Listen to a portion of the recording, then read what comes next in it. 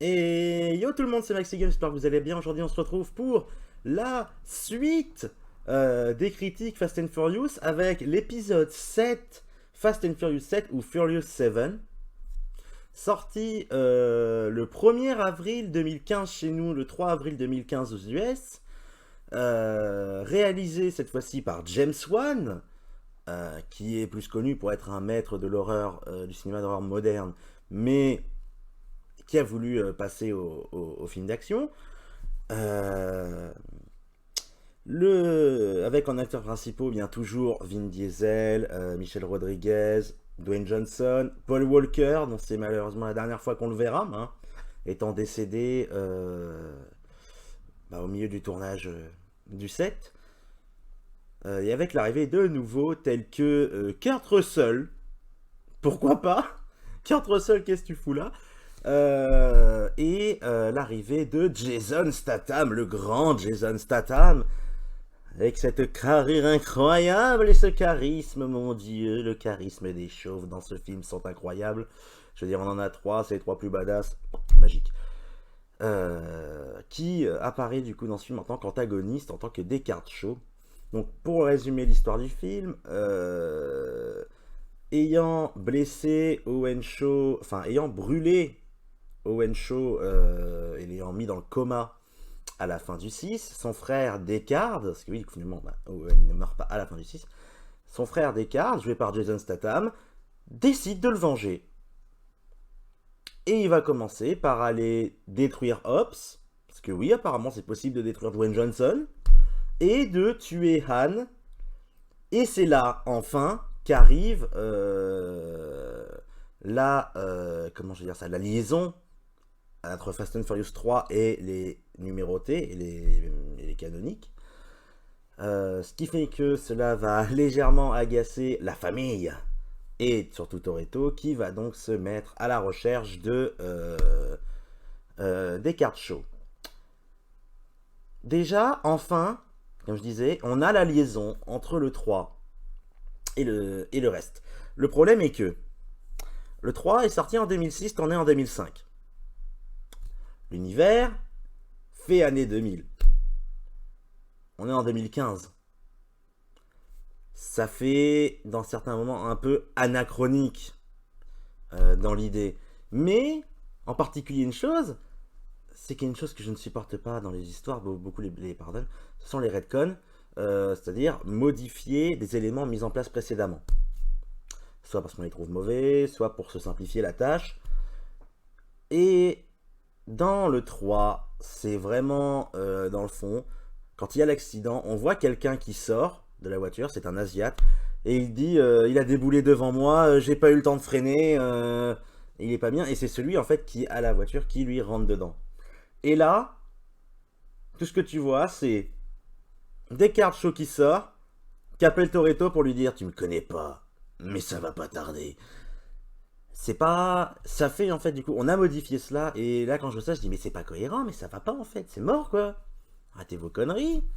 Alors qu'il y aurait moyen de faire autrement. Je veux dire, il y a l'huile et tout qui fuit, je sais pas, il est plus loin. C'est un sniper. Descartes Shaw, c'est un ancien SAS, c'est littéralement le meilleur homme que l'armée britannique n'ait jamais eu. C'est pire que Rambo, le mec. Au bout d'un moment, tu peux pas me dire que, vu qu'en plus on sait qu'il est doué au snipe, on voit mon en film, enfin, on sait qu'il a les capacités au sniper, tu vas pas me dire que le mec pourrait pas être au loin et faire exploser la bagnole. Non, non. Il faut que ça soit lui qui rentre dans la bagnole, parce que c'est la scène que tout le monde a vue dans le 3, mais c'est pas cohérent. C'est le moment, on va dire le défaut du film. Tout le reste est juste splendide. Ça fait partie de mes préférés et surtout c'est mon préféré. Cela pour plusieurs raisons. Dans la partie acteur, l'arrivée de Jason Statham. Je suis un grand fan de Jason Statham, donc moi je le vois dans Fast and Furious. Enfin, on le voit dans la scène post-générique du 6, mais déjà j'étais dans la salle. Pour moi, c'était le seul moment intéressant du film avec le générique. Bon, maintenant, voilà, comme je l'ai revu, j'ai une autre vision du film, hein, très clairement. Qui est meilleure. Une compréhension à peu près dans l'idée de ce virage, en fait, qu'ils font. Le 7, il prend le virage, mais surtout il prend le virage du second degré, du on sait que ce qu'on fait est, comment je vais dire ça, pas réaliste, pas crédible. Alors on va y aller à fond. Et ça se sent même dans les dialogues, des fois assez folklorique et teinté d'un humour, pas brisage de quatrième mur, mais ouais, très second degré par rapport aux événements, entre guillemets, qui se passent dans le film. On va aussi avoir d'arriver, par exemple, dans le scénario, de certains gags un peu féministes. On sait que Gilles Rodriguez est très féministe, d'ailleurs, elle avait fait des critiqués par rapport au neuf, qu'il fallait plus laisser les femmes, entre guillemets, s'exprimer. Euh, et là, on a l'arrivée de Ramsey, qui est une hackeuse qui va intégrer le groupe. C'est le cliché de la bombasse, quoi. Et justement, on va avoir bizarrement la vanne du attends, le geek, c'est pas le gars boutonné avec les lunettes là, mais elle, t'étais sûr c'est une geek là Évidemment fait par Roman. Mais là, on va avoir des petites vannes comme ça au milieu, histoire de calmer un peu la tension. Mais d'habitude, j'aime pas quand on essaye de calmer la tension comme ça dans un film. Là, au moins, c'est entre les scènes d'action ou autre, entre les scènes d'enjeu. C'est-à-dire que quand par exemple cette vanne arrive, l'enjeu de la scène d'avant, il est fini. La scène, elle est terminée. C'est pas comme Marvel, par exemple, le MCU, qui à partir de la phase 2 devient un stade tellement folklorique que mon dieu, je vais en avoir de l'urticaire, même s'il y a quand même des bons films, même à partir de la phase 2 et après, hein, qu'on soit clair. Mais moi, j'ai totalement décroché. Déjà, pour cette idée-là, c'est que eux, ils vont te faire une scène d'action, mais en plein milieu, ils vont te mettre de l'humour ou quelque chose pour casser le côté dramatique et juste te dire, ouais, regardez, c'est pas si grave ce qui se passe, n'est-ce pas? Ça casse l'enjeu, ça casse la tension. Là, il la laisse. Au moins un minimum, il la laisse. Et cela, c'est aussi grâce à une chose. Là, comment je vais dire ça? Là, l'intérêt principal pour moi d'aller que je voulais aller voir ce film, autre que bien sûr la suite de Fast and Furious, la réalisation de James Wan. James Wan, faut savoir que là, je suis limite un gros fanboy. James Wan a révolutionné le genre de l'horreur dans sa partie moderne. Je veux dire, le mec, il a commencé, il a fait Saw premier du nom. Déjà, tu le vois, tu le respectes. Parce que le mec a réussi quand même à démocratiser, j'ai envie de dire un peu le torture porn, même si le 1 est beaucoup plus un thriller qu'un torture porn, c'est surtout à partir du 2 et du 3 qu'on va partir dans cette idée-là, mais les bases sont présentes, par exemple dans ce film-là. Il va nous faire quelques petits films comme ça par-ci par-là, je pense notamment à Dead Silence, que beaucoup critiquent comme étant son pire film. C'est le plus mauvais, mais c'est pas non plus une catastrophe. C'est moyen comme film, honnêtement. Mais il y a quand même des aspects. Enfin, je veux dire, la musique, par exemple, du film est culte. Tout le monde allait voir parce que James Wan.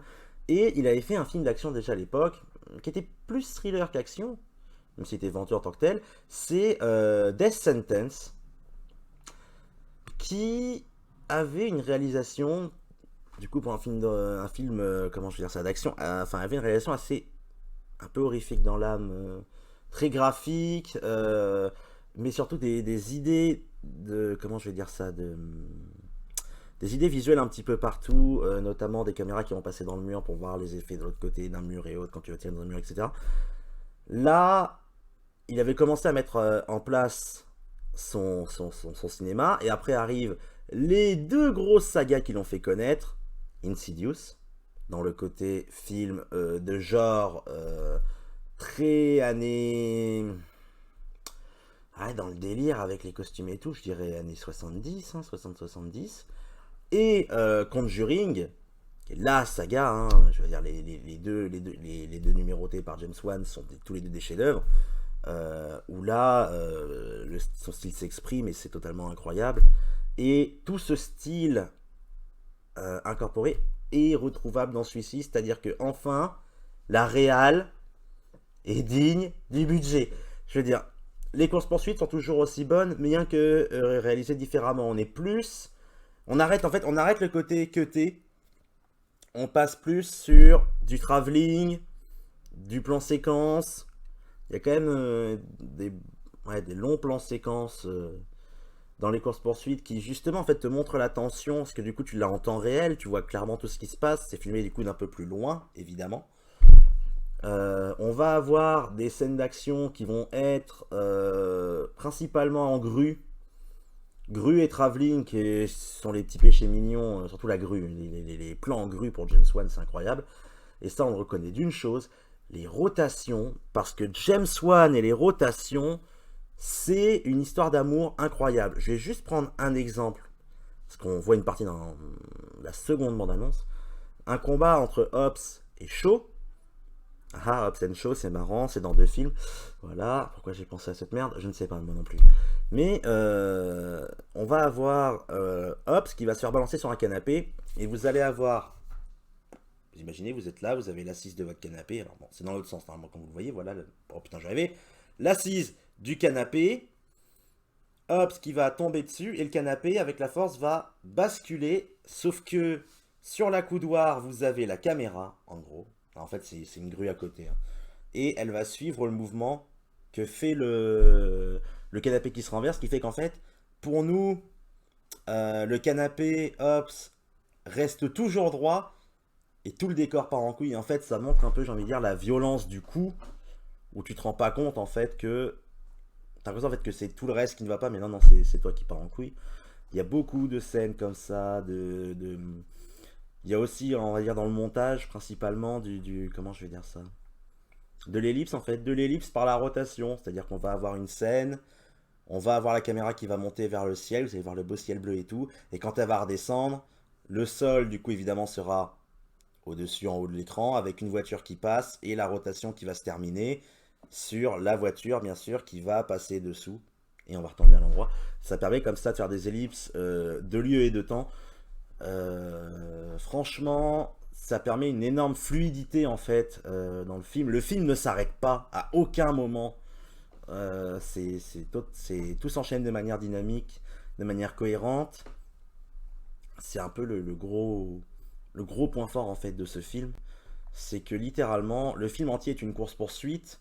D'ailleurs une course poursuite dans l'idée inversée, puisqu'à chaque fois on a Toretto et la famille qui vont pourchasser quelqu'un, pourchasser entre guillemets l'argent de Reyes dans le 5, vont pourchasser Howard Shaw, enfin Owen Shaw pardon, dans le 6. Là c'est eux qui se font chasser et par un seul homme. Donc déjà, dès le début, ça pose les couilles du mec comme ça devant toi. Tu sais que celui-là, tu vas pas l'avoir comme tu veux. D'autant plus que, c'est vrai que j'ai oublié d'en parler, il y a un plan séquence pour montrer un exemple de la qualité de réalisation de James Wan, c'est l'intro. Je vous dirai rien dessus.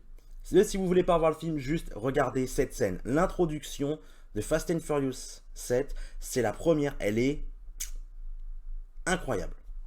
Et franchement, pour moi, je la mets dans mes tops en fait des scènes les plus marquantes que j'ai pu voir.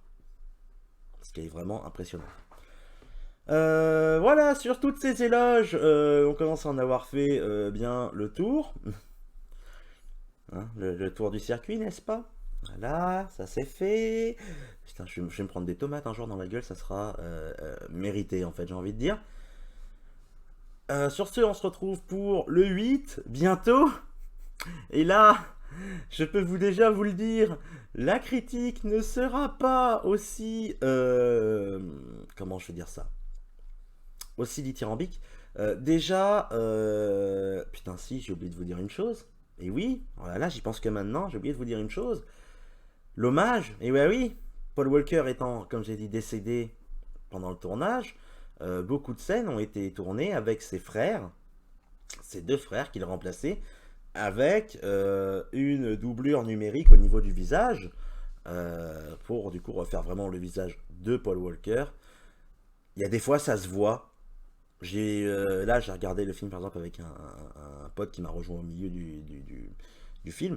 Les Darwin, ils m'ont dit mais c'est moche et tout, comment on peut faire ça? J'ai dit bah c'est simple, t'as pas le choix. C'est pas volontaire, t'as pas vraiment prévu que l'acteur meure au milieu. Mais l'hommage à la fin est vraiment incroyable. Déjà rien que l'idée, de... Ah, si je dis ça, je vais spoiler, tant pis, je vais spoiler pour cette fois. De ne pas le faire mourir, mais juste raccrocher pour faire sa vie.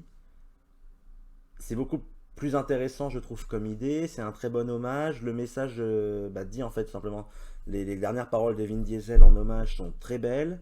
La musique est belle, mais on l'a tellement entendu, que ce soit à la radio ou autre, que je ne peux plus l'encadrer, même si j'arrive quand même à la tolérer dans le cas de cette scène. Et même si c'est la 5e fois que je vois le film, c'est la 5e fois que je chiale à la fin. Et je rigole pas, j'exagère pas. J'ai toujours vraiment le sanglot, la larme qui arrive quand je vois cette scène. Puis alors le montage avec toutes des moments en fait de Paul Walker des anciens films, c'est magique comme scène. Voilà, là, je peux enfin dire que j'ai fini sur Fast and Furious 7 ou Furious 7, qui d'ailleurs enfin a un nom qui se suit, voilà, Furious 6, Furious 7, logique.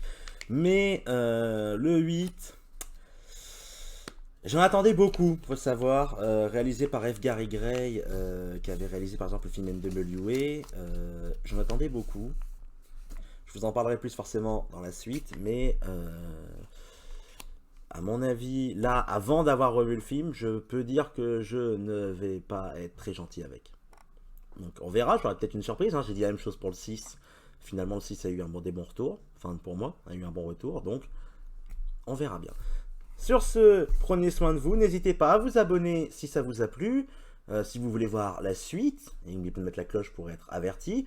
Si vous avez aimé, mettez un like, si vous n'avez pas aimé, mettez un dislike, et n'hésitez pas à dire en commentaire pourquoi vous n'avez pas aimé, donner un avis, des conseils ou autre, ou allez évidemment dans les commentaires si vous voulez juste donner votre avis sur le film, débattre avec moi ou d'autres par rapport à certains propos. Par exemple, vous pouvez, je sais pas, ne pas être d'accord par rapport à certaines critiques que je vais faire ou certains points positifs. Tout le monde a le droit à un avis. Sur ce, je vous dis bon courage et ciao tout le monde.